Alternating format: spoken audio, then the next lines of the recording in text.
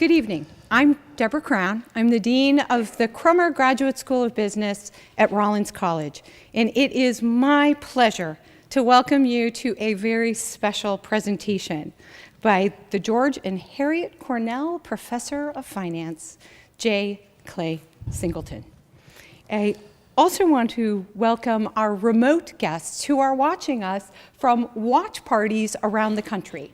And so welcome the watch party from New York, as well as the watch party from Los Angeles. After 14 years of service to our Crummer students, Dr. Singleton will be formally retiring at the conclusion of this academic year. And those of you that know me know I absolutely do not like that retiring word, because he will be coming back and continuing to teach for us.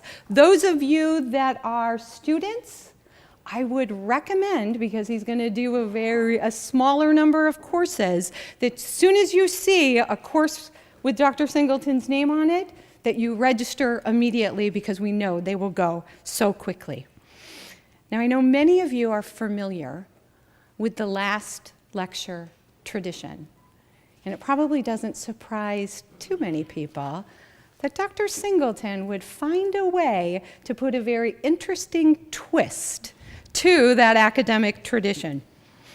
And we are all so excited for this to occur this evening. But before we begin, I want to just take this opportunity to welcome a couple of very special guests. And I'm going to begin by welcoming members of the Singleton family. And so Kathy Singleton, Robert Singleton, and Kathy is Clay's wife, Robert is Clay's son, Aubrey and Chelsea Singleton are also here this evening, and these are the loves of Clay's life. These are, if you want to see Dr. Singleton light up like a Christmas tree, ask him about his granddaughters. We also have Clark Singleton, his brother. Clark, can you, so they know. And Lee Singleton, his sister. Sally Shookman, his sister. Ray Diestel, his brother-in-law. Barbara Chappell, his aunt, and a whole host of other family and friends coming here this evening to see Dr. Singleton. I'd also like to welcome members of the Roy E. Crummer family, who also flew across the country to join us this evening. And Roy, Keith, Don, Heather, Linda, can you guys stand up, since you're right there in the middle of the Singleton family, so we can recognize you.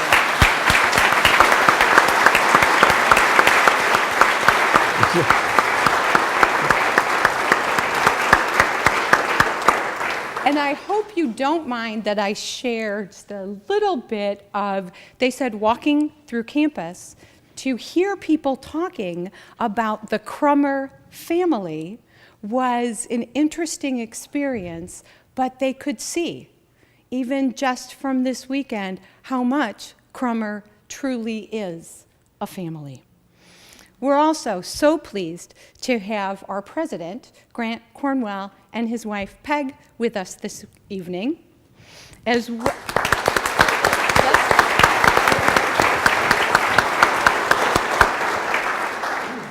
well as Crummer School Board of Overseers, Rex McPherson, Rex I see, and then Philip Rich. Philip, where did you go? There, down to the end. So please join me in thanking them as well. We have former interim dean Tom McAvoy, who's joining us this evening.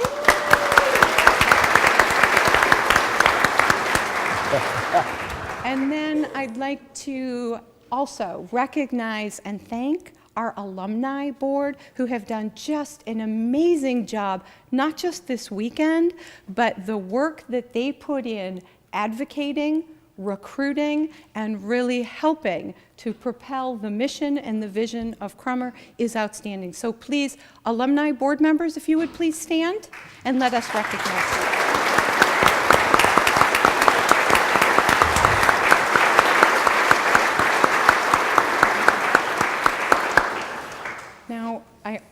want to make one last special announcement before the program begins. And Dr. Singleton is known for his exceptional teaching. Those of you that had the pleasure of being his students know that he'll spend countless hours with you out of class to help.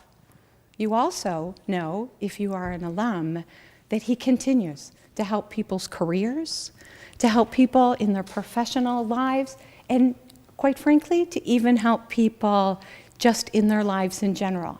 So it doesn't matter when they walk out of the classroom, they don't walk out of Dr. Singleton's heart or his head or his help.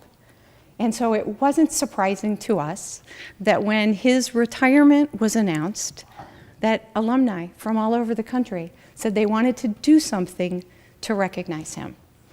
And so this was kind of not behind Clay's back, sounds like a terrible thing to say, but without his knowledge, we wanted to surprise him this evening, and I am so pleased to announce that we have raised $50,000 from all of you, our alums around the country, for this evening, and this is for I have to make sure I have the name exactly right, the Dr. J. Clay Singleton Scholarship that will continue.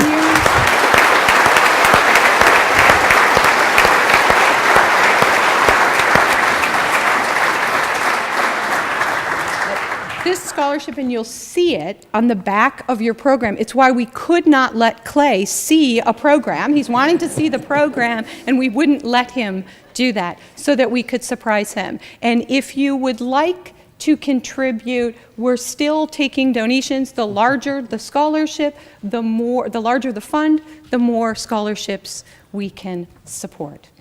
So without further delay, please join me in welcoming to the stage former dean. I won't do the whole former interpresident, provost, a whole host of things. We're happy to have him back at Crummer. Dr. Craig McAllister to come up on stage and get our show underway. Thank you. Thank you.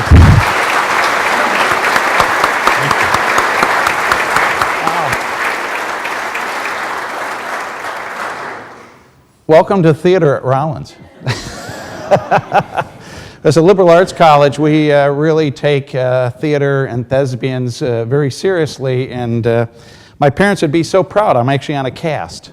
So, I'm going to send this to my mother, so she'll know she'll have something to be proud of me for. Well, I'd like to also welcome all of you to a very special evening. I know that you're all looking forward to Professor Singleton's last lecture. It is a tradition in academia, and it's going to be a lot of fun. However, I thought it was a joke, but earlier today, I received an envelope and letter that was from Roy Crummer, the founding benefactor of the Roy E. Crummer Graduate School of Business. And the funny thing is, it's now blank. I don't know what happened to the message that was on it. It must be like magic ink or something like that. But what I want to do is take this opportunity, and it basically says that he's going to join us. Well, wait a minute. There he is now. You might not believe it, but I think that's Mr. Crummer himself coming down the aisle.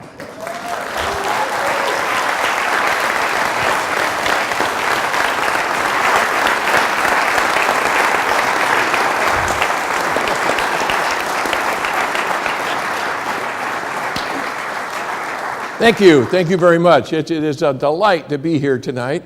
My wife is busy elsewhere, but I am delighted to be here.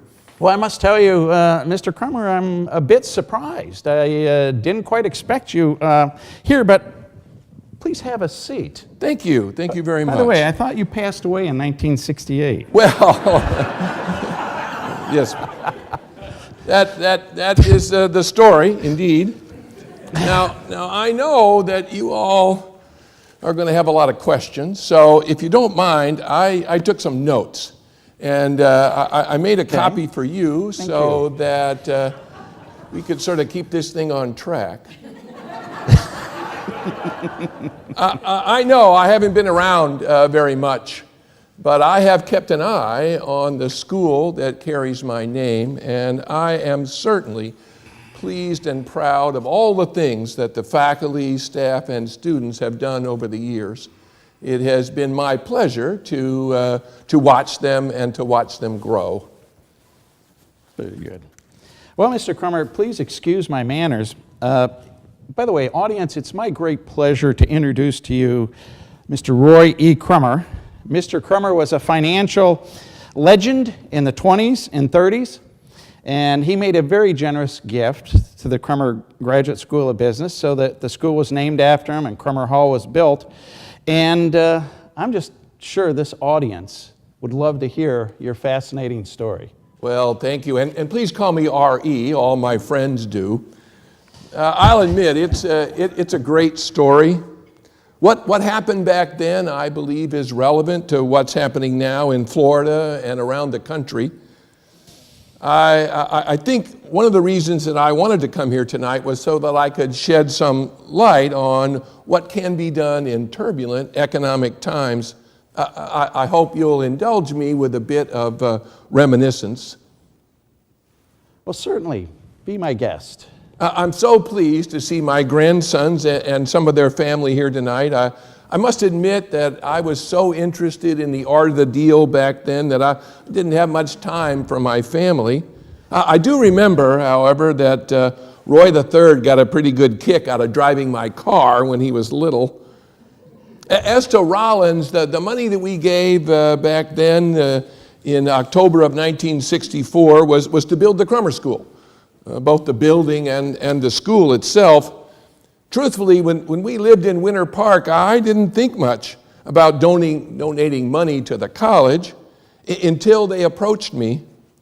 I'm so pleased with how it all worked out, that I stopped over by our old house on Georgia Avenue on my way over here, and I must say it was a delight to see that grand old house in such good shape. I'm amazed that my camellias are still growing there. Well, sir, your gift in 1964 was a $1 million gift, and just a little economic and financial work says that gift today would be worth about $12.5 million. And I want you to know that we at the Crummer School have really worked hard to make sure that $1 million is very well spent. Oh, I appreciate that. Of course, there's been a lot of inflation since then, not like the deflation that we faced in the 1930s. I've been keeping a close eye on the Crummer School. I'm very proud of what everybody associated with that school have accomplished over the years. Speaking of the years, I'm sure we would all like to hear your story. For those of you that don't know, Mr. Crummer moved to Florida during some very dark days in the state of Florida. Would you mind telling us a little bit about how you helped Florida out of their very difficult situation? Well, that's a very long story, and I must say I'm a little difficult. It is a little difficult for me to be back here in Florida because there were good times and there were some not so good times. We did some great things back then, but the politics were fierce. They were partisan, they were personal, and quite frankly, they were painful, much like they are today. I'll try to keep the story brief and stick to the point. I do, however, have to go back a little bit to set the stage.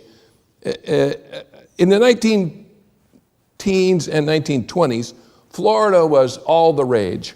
The Panama Canal opened in 1914, and Florida had the nearest ports. Flagler opened his East Coast Railroad in 1912, in part to take advantage of that city's deepwater port.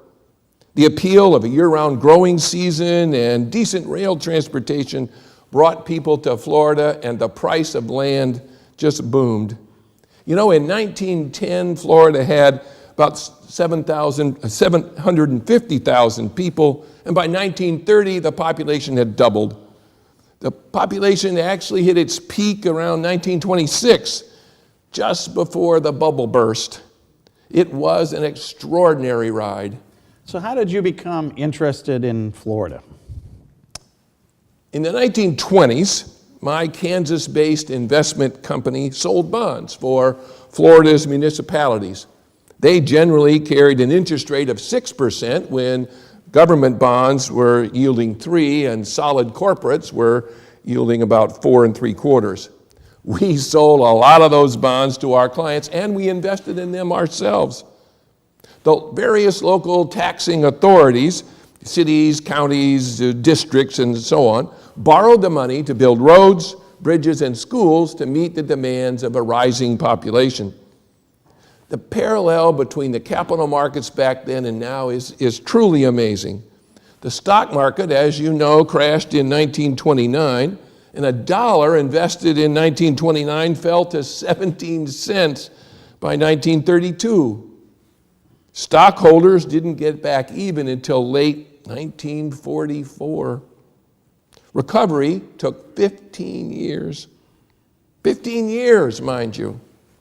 The same dollar invested in long-term government bonds grew by 50% by November 1936 and doubled again by January 1945. Intermediate-term bonds fared almost as well, gaining 50% by April 1938. Owning bonds paid very handsomely. Making money by buying into the market, however, was a lot more difficult. Today, government bonds are near historic lows. You know, the bond market is my favorite market for many reasons, not the least of which is that either prices or yields are rising, just not at the same time. Those of us fortunate to buy bonds before yields fall, well, we can make a bundle.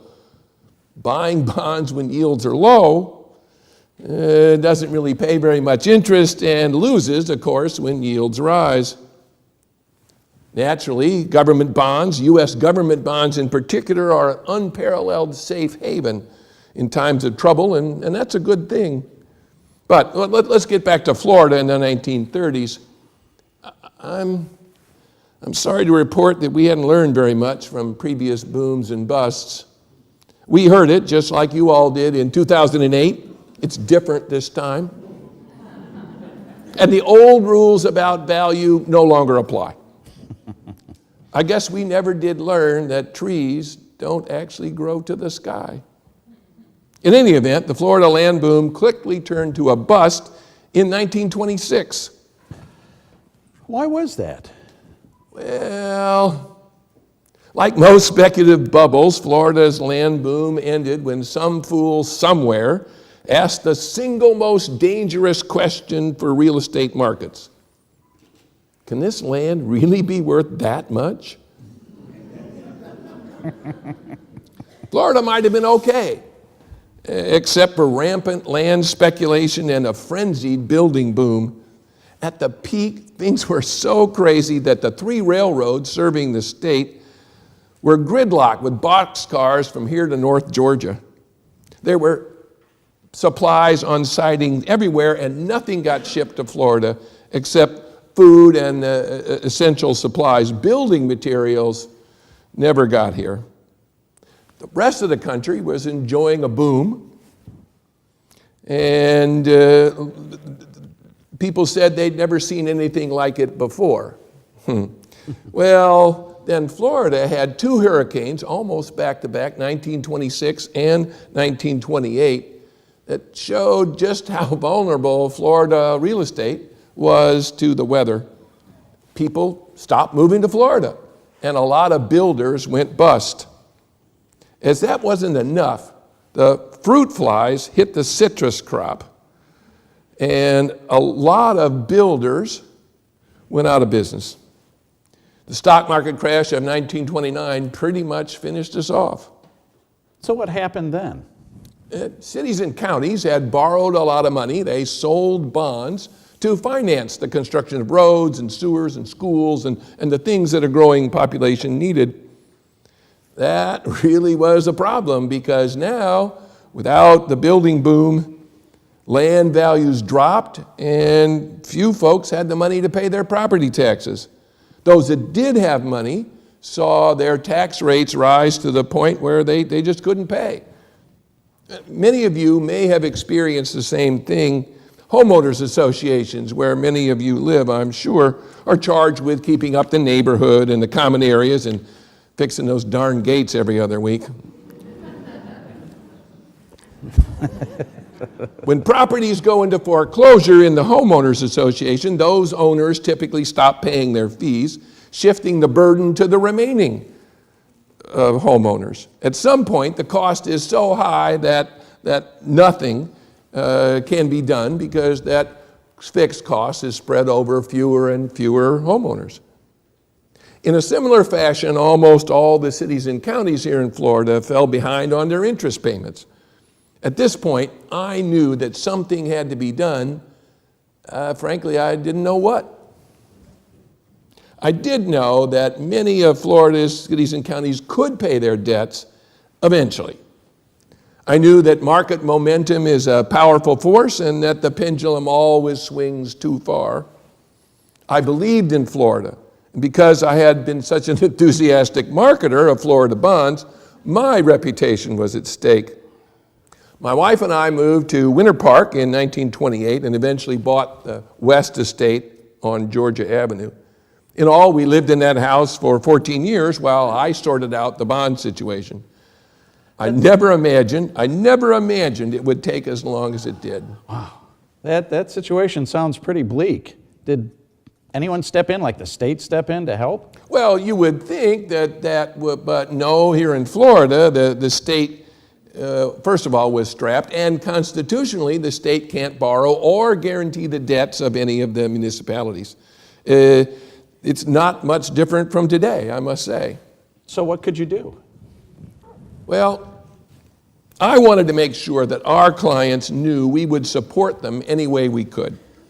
One problem was the cities and counties were run by people with good intentions, but no sense of finance.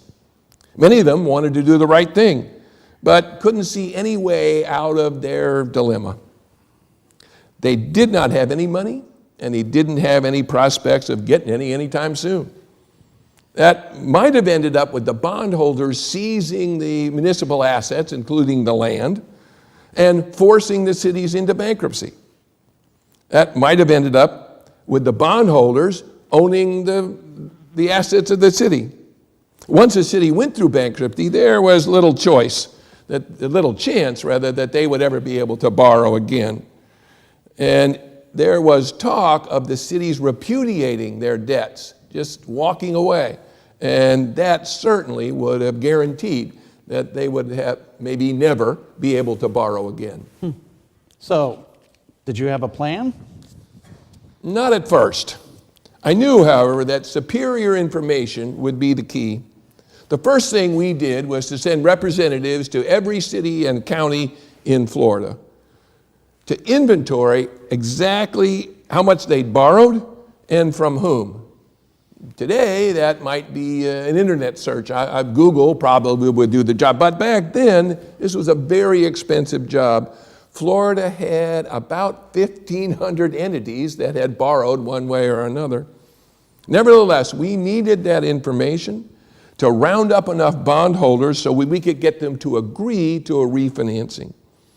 Lowering their interest rates the cities had to pay and lengthening the term of the bonds would ease the burden on taxpayers, or so we thought. Had this ever been done before? Well, yeah, sort of, but not to this extent.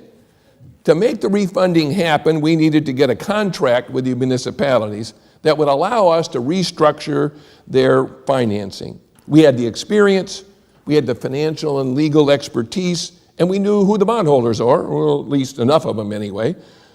So we thought we could make this refinancing work. Of course, we weren't going to go through all this trouble and not get paid. To make the refinancing worthwhile, we set up a schedule so that we got paid for every bondholder we convinced to go along with the deal.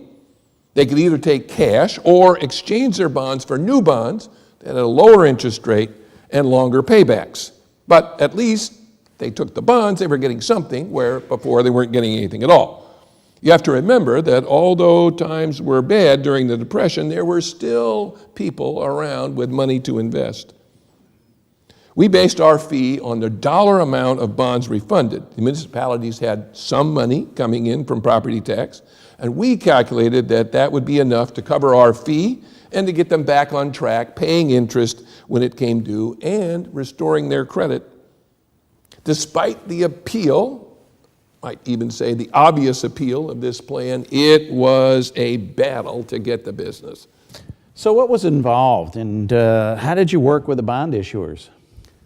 We had to win over the city and county officials and compete for the refinancing contract. With about $400 million or so in bonds outstanding, we had lots of opportunities. Of those bonds, our clients and we owned about $50 million. My company was invested in these bonds, and I personally had also.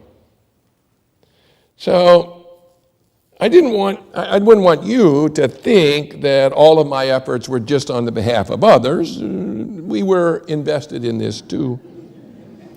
While refinancing was essential, the only way for the municipalities to truly recover was to raise more revenue.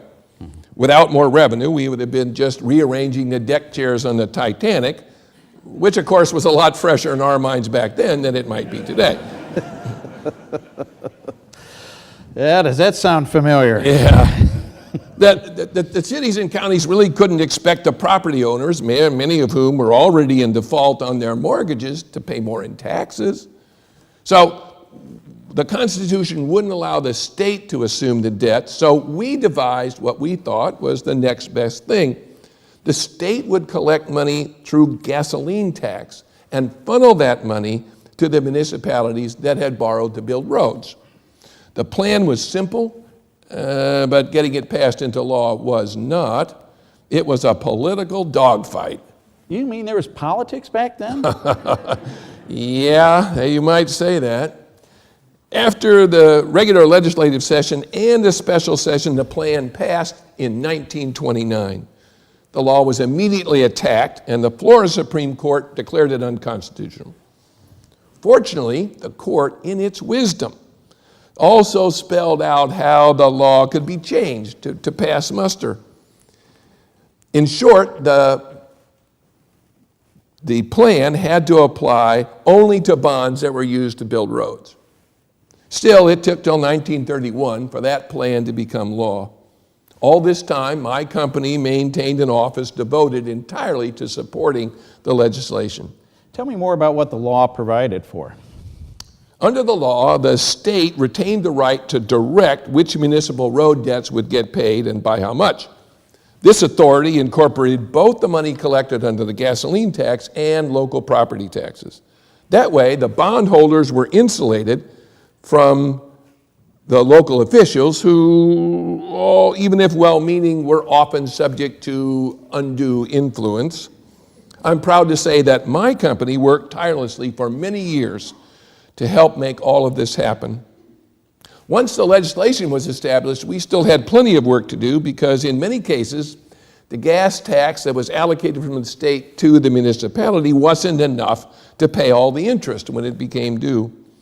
By 1932, it was clear that happy days were not just around the corner, and things were getting worse, not better. So what was the public's mood back then?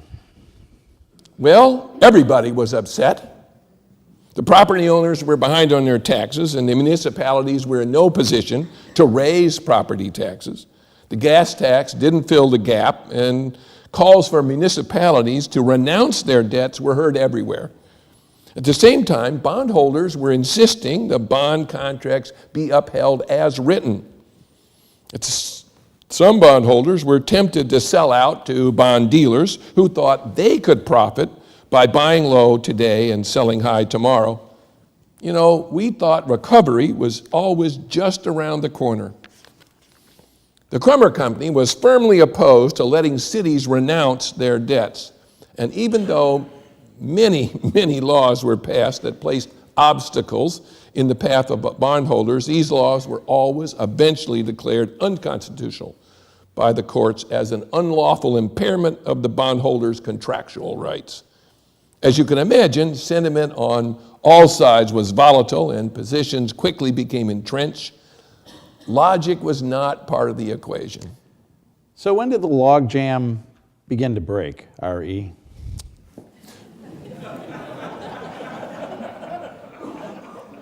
That isn't in the book. That's not it.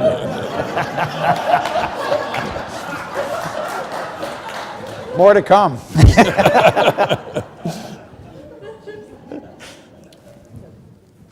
Our first opportunity to reconcile these opposing views came in the form of the Sarasota County refinancing. In March of 1932, we met with the county commissioners to propose that the existing bonds, which were in default, be replaced with new bonds that carried a lower interest rate. The commissioners were adamant that the principal and interest should be discounted to a minimal amount. Of course, the bondholders were not in favor of that approach. Instead, the bondholders filed a lawsuit that would have required the county to levy a sufficient tax to pay the accrued interest and bring the bonds current. If successful, this lawsuit would have decimated every county service. There would have been no fire protection, no sheriff, not even any tax collection. We intervened by presenting a refunding plan to a group of bondholders. This plan called for a par-for-par swap so that the face value of the bonds were preserved. The new bonds carried an interest rate of 3%, which was half the rate of the old bonds. This rate was set to increase over time to make the bondholders feel better, and the bonds were callable by the county in case interest rates fell. Did they? Well, we didn't know it at the time, but interest rates hit zero and stayed there for quite a long time. There's an eerie parallel with recent Federal Reserve policy of keeping interest rates low to stimulate the economy. In our case, yields on treasuries fell from 1930 through 1941. Imagine, if you will, we had negative interest rates in this country in 1940 and 1941. If you think that's no longer possible, I recommend you look to Japan, the European Central Bank, Denmark, Sweden, Switzerland, all of whom are charging people to hold deposits on their behalf. But I digress. Yes, you do. Thank you. Around this time in Sarasota County, the taxpayers had other ideas. They wanted principal cut by 50% and a nominal interest rate of something close to zero. Well, now, while bond prices had fallen to as low as 20 cents on the dollar, no municipality had the cash to buy them back. In our view, the best people to lend the municipalities the money they needed were their current lenders, the people who owned the debt. This meeting with the Sarasota commissioners lasted on and off for 3 days. Eventually, we wore the commissioners down, and in the end, they agreed to our plan. Well, that started a firestorm of protests from the locals. What kind of protests were there? Just 2 months after this meeting, the commissioners all stood for re-election. In finest Florida fashion, the mud, figuratively and literally, flew in both directions. The commissioners were re-elected by the narrowest of margins, and the plan was saved, or so we thought. Just when the worst seemed over, more petty legal obstacles appeared. The refunding plan was under the supervision of the courts. Judicial review ensured that the technical details of all the refunding things were done correctly. A Sarasota taxpayer group filed suit, objecting to every mundane, quotidian aspect of the plan, and it went on forever. While they could not overcome the legality of the plan, they did succeed in delaying it for several years, until December 1936. Even so, we worked for another 12 months after that to convince the bondholders who were not part of our original group to accept the refunding plan. To make our plan work, we needed almost all the bondholders to agree. To give you an idea of the further troubles we faced, we filed 40 lawsuits to protect the bondholders' escrow funds, especially until the new bonds were issued. These suits cost $300 each, and as usual, only the attorneys benefited. Attorneys. Yeah, I know. How did your plan turn out, R.E.? Well, to bring this long story to a close, the Sarasota County bonds were eventually exchanged in 1936. By pushing this plan through, we made other refundings much less onerous, but not foolproof by any means. I am pleased to report, however, that over the next few years, Sarasota County met all its new bond obligations and retired over $500,000 of the principal. That must have been a relief. Well, it was, to some extent. In this and many other cases, we were able to get the bondholders restitution of the missed interest payments on the old bonds at the new bonds' interest rates. After refunding, they still held the same amount of debt and started receiving interest again, although at a lower rate. We also made the bonds callable at the option of the municipality, just in case interest rates fell far enough to make another refinancing worthwhile, which actually did happen. So how was the Crummer Company involved? Often the Crummer Company purchased old bonds from the bondholders and exchanged them with the municipality.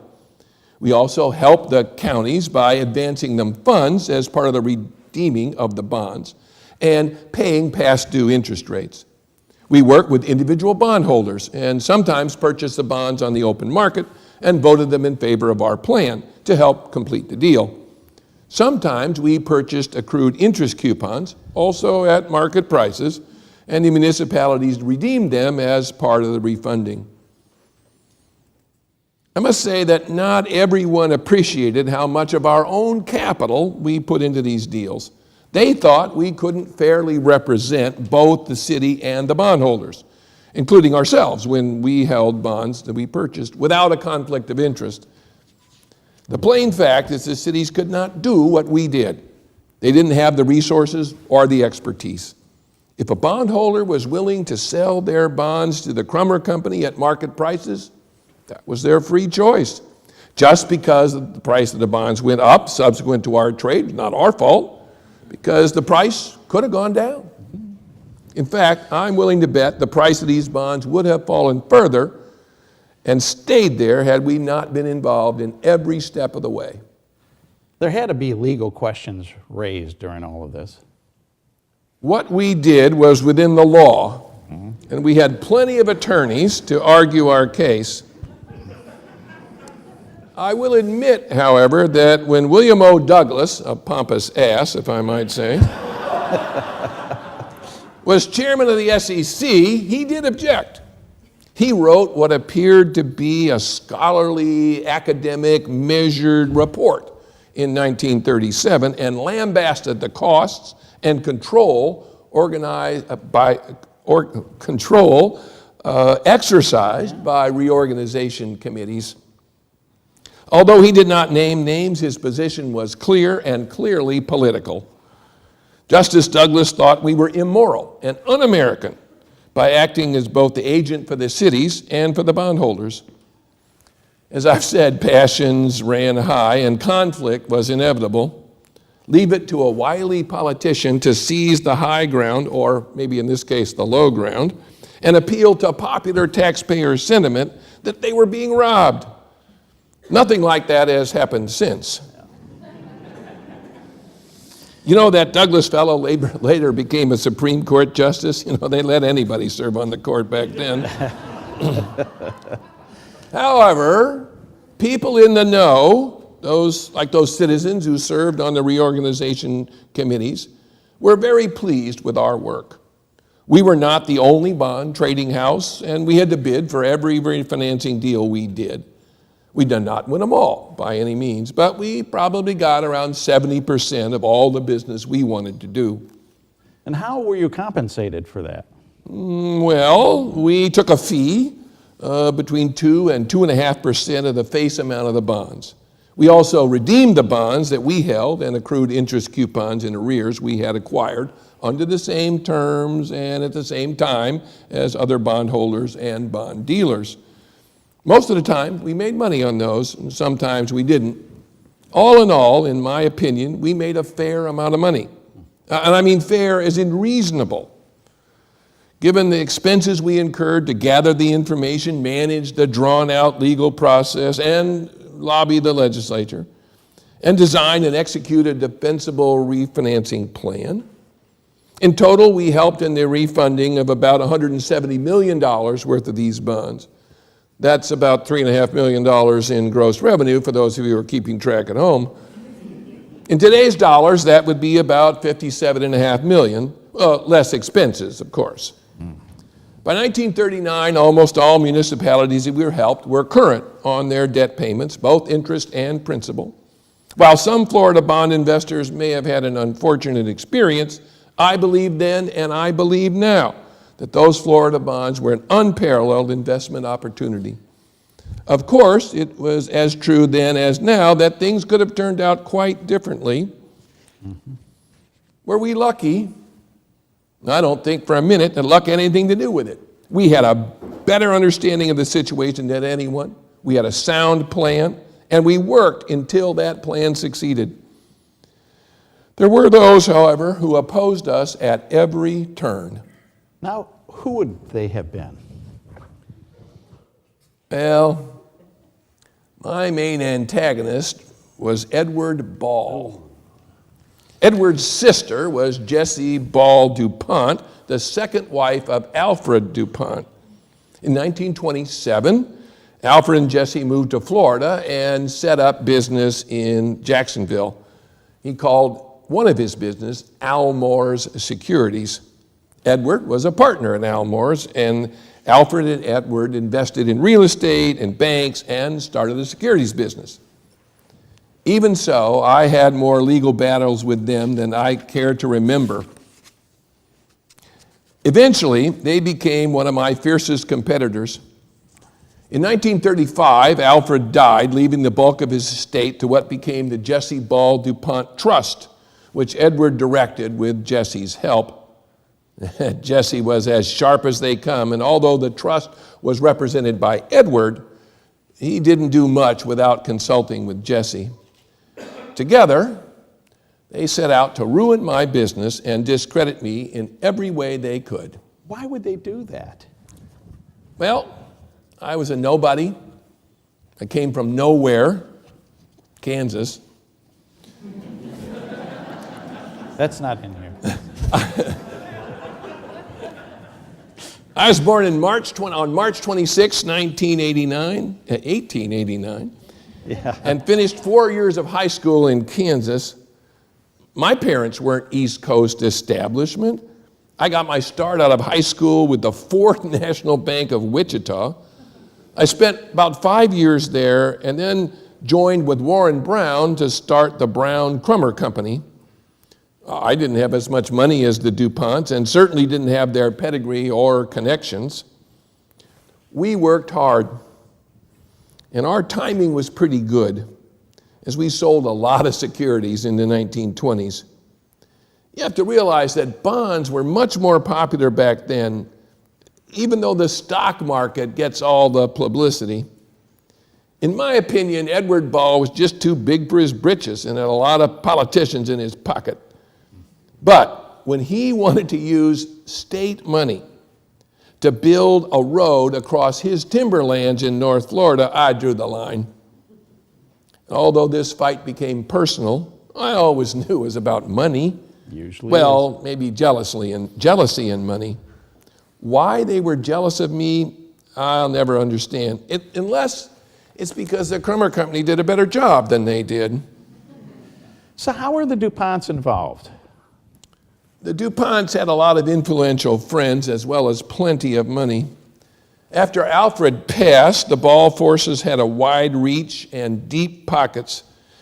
They connived to get a legislative committee, the State Board of Administration, the State Securities Commission, the U.S. Postal Service, and the SEC, all to investigate and impede the Crummer Company every way they could. All this kerfluffle despite the hundreds of issuing authorities that were very satisfied with the work that the Crummer Company did on their behalf. In the end, the state Supreme Court intervened and required Florida to do the right thing. As usual, the lawyers made most of the money. Can you imagine? They tried to deny my license to do business in the state. Well, they actually did. until we could get the courts to set them straight.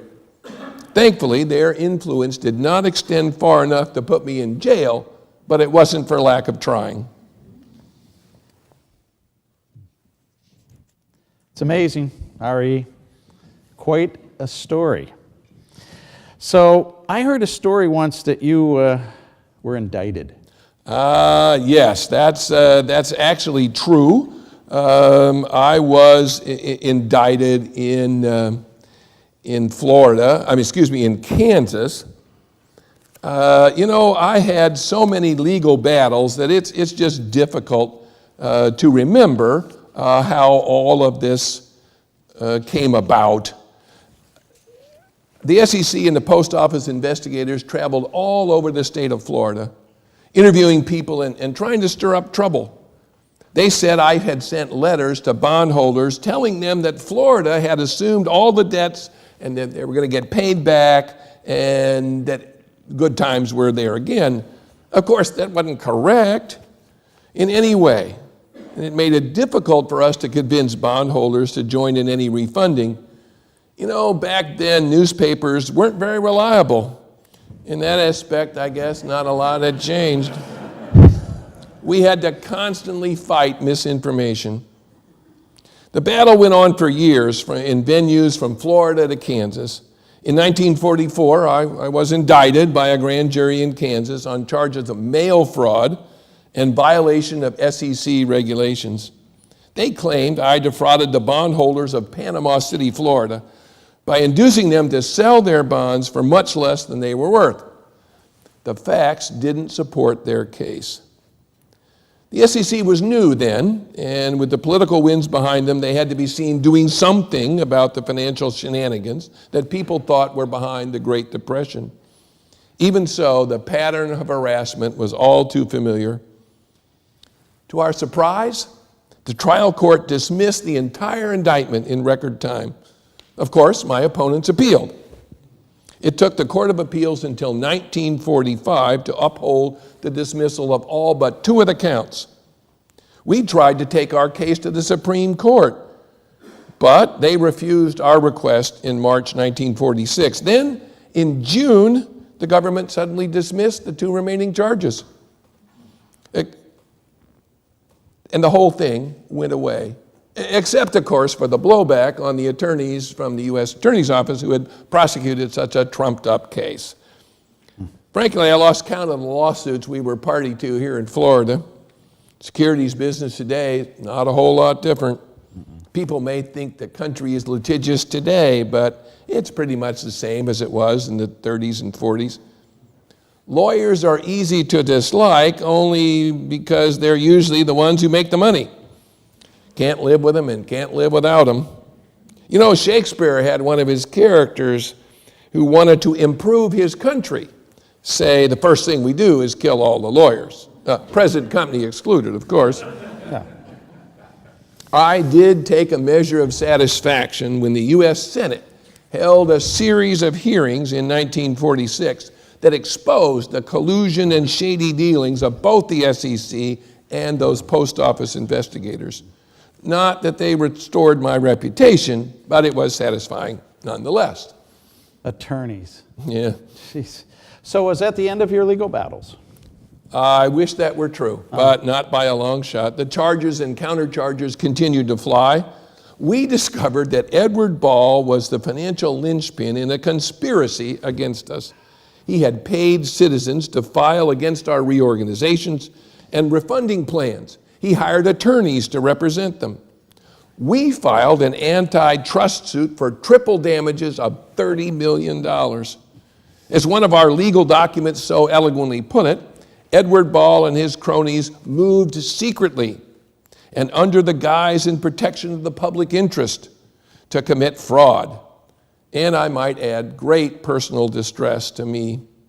We filed in December of 1949, and of course the trial court dismissed our suit on a technicality involving something to do with the statute of limitations. Well, we fought on, legal briefs and costs mounted while pages and pages were filed. Legal arguments spread in just about every direction. The appeals court held in our favor on the the issue of fraud. The Supreme Court of the United States heard our case in 1958 and denied our claim. The only good thing to come of all of this was the case continues to be cited today as an important legal precedent. You know, I never thought that I would say something like this, but if you Google our case, you'll get about 136,000 hits. And don't ask me about Twitter or Facebook. I don't want to romanticize the good old days, but when given a choice between thinking fast and slow, people tend to think fast, but not always the best results. I could go on and on about all the mean and nasty things people said about me. It took quite a toll on me and my family. Although I could handle the rough and tumble of business and politics, it didn't sit well with me to have my family name dragged through all that mud. I do recall something a little interesting and perhaps a little sad about Edward Ball. I mentioned earlier about Henry Flagler's East Coast Railroad. After Flagler died in 1912, the railroad fell on hard times. By 1941, the railroad went from receivership into bankruptcy. Ed Ball fought tooth and nail to get control of that railroad. And although it took almost 3 decades of legal wrangling and Supreme Court lawsuits, Ed bought the railroad's bonds and got control in 1961. He and his team were determined to hammer costs down to a bare minimum, and not surprisingly, the unions went on strike in 1963. That strike was violent and prolonged and didn't end until 1970. In fact, this strike is often cited as one of the worst strikes in American history. That's unbelievably interesting, but how's it relevant? Well, here's the point. Ed Ball's approach to business was old school. At an ICC hearing in 1946, Claude Pepper called Ball an autocratic power in Florida, an expert propagandist, and a financial and industrial emperor, unfit to control the Florida East Coast Railroad because his grasp for power bodes ill for the people of Florida. Pepper knew Ball's approach well enough to predict that Ball would hammer the unions. Despite Pepper's considerable bluster, Ed did win control of the railroad and, as I said, soon took on the unions. Ed wouldn't agree to any of the national settlement terms because he claimed Florida was different. I don't think Ed Ball cared a whit about his railroad workers, and he didn't let them back to work until they had given in to every single one of his demands. And that took until 1971. I'd like to think that my view of business was the exact opposite. I wasn't a pushover by any means, but I did what I thought was right. I valued my people and I paid them well. I'd like to think that my reputation was better than Ed Ball's, and I'm sure I slept better at night. It tickles me to this day, and probably irks Ed Ball, that the Jesse Ball DuPont Foundation is a regular donor to the Crummer School.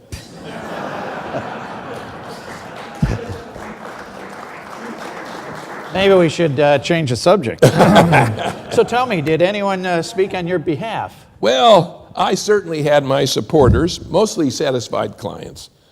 I do recall a Mr. Terry Gibson. I didn't know him personally, and he certainly was not in my camp. When he was called upon to testify by the Senate subcommittee, however, he said, and I quote, "Now this R.E. Crummer and Company is a mighty good outfit. They are hard to handle. Mr. Crummer himself is mightily experienced. He's a very smart man. He surrounds himself with high-class young men and pays them well. But his temerity is unbounded, and he's as tough as they come, and a lot of his trouble is the result of being too tough on respectable bondholders. They don't like being pushed around, and they don't like being told what they can and can't do." Well, Mr. Gibson, wherever you are, I take that as a compliment. I believe that our primary purpose was always to protect the rights and investments of our clients, regardless of anybody's opinion to the contrary. We did what we thought was in everybody's best interest. Of course, satisfying everyone is impossible. In any event, with all my legal trouble, I left Florida in 1942. And then what did you do? Well, in 1943, I moved my family to Reno, where I bought a property at the legendary Ranchera from Norman Blitz, who was one of my business partners. We lived there until I could no longer use the stairs, and so we moved across the street to what is now referred to locally as the Crummer House. Ironically, that property is now a bed and breakfast and wedding experience. Good luck with that business plan. Well, that's quite a story, R.E., and I think I now better understand what you did here in Florida and why you did it. But before we close, I'm sure that our audience would like to know and benefit from your sage advice and counsel. Would you be willing to share some of your investment wisdom with us? Well, I'm not sure that any specific advice is particularly relevant. Where I come from, we're not told what's going to happen. That's way above my pay grade. My observation is that people tend to focus too much on the immediate past. Just because an investment is done well doesn't mean it will always do well. I told my clients that one of the best investments that you can make is to lend someone money, as long as they have the ability to pay it back. The bond market, as I said, is my favorite market. Either prices or rates are rising, just not at the same time. When interest rates fall, as they tend to do in tough economic times, bond prices rise, often at a rapid clip. The various Crummer companies, of course, we dealt in bonds. Investors who bet on the short term and trade often have to be unbelievably lucky because prices change a lot more often than value does. I've heard many people say before the most recent European debt crisis that sovereign debt was always safe because the government could just raise taxes to pay its debts. We found out in 1930s that the ability to tax is not enough because taxpayers have to have the money. I found out because we already knew it. I say we found it out. We already knew it. We just like generations before us and after us, we forgot. We just plain forgot. Lending money or buying bonds is a risky business, so you have to understand what supports the ability of the debtor to pay. Corporations need to make money before they can pay their debts. Governments need taxpayers who have jobs and are both willing and able to hand money over to the government. Governments can also print money and inflate away their debts, so that adds a layer of uncertainty to any sovereign debt. Even so, investment success is probable if you know something that other people don't. To make money in investments, you have to have skill. And skill only pays off in the long term when market price fluctuations average out. Learn the difference between price and value and always invest where you find value. Over time, if you really know value, you'll be just fine.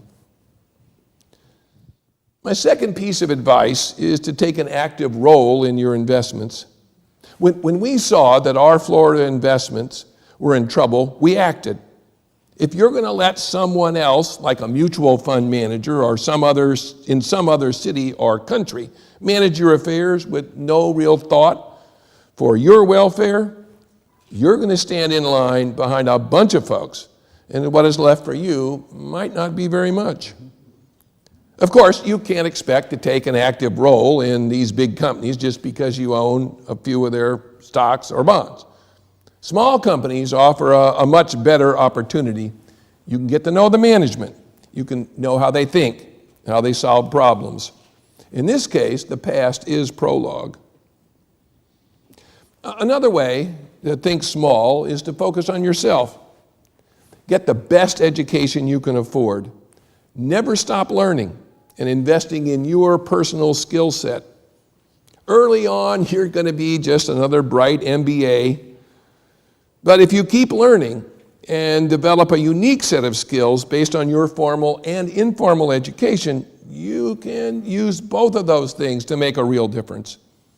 Take responsibility for your own education because after school, nobody's going to do that for you. The business world will always pay people very well who can meet tomorrow's challenges. Finally, the hardest thing to do with money is to keep it. Mm-hmm. Making it isn't anywhere near as hard as keeping it. In finance, we say $1 today is worth more than $1 tomorrow, only if you still have the dollar. Like Ben in the movie The Graduate, I have one word to say to you. One word. Are you listening? Yes, I am. All right. Plastics. No, just kidding. The word is bonds. There's a great future ahead of anyone who truly understands bonds and can uncover their hidden credit quality. That is really great advice. I was wondering if we could impose upon you to leave us with some of the lessons that you've learned, or maybe some words to live by. We have all been very impressed by the way you stand by your convictions.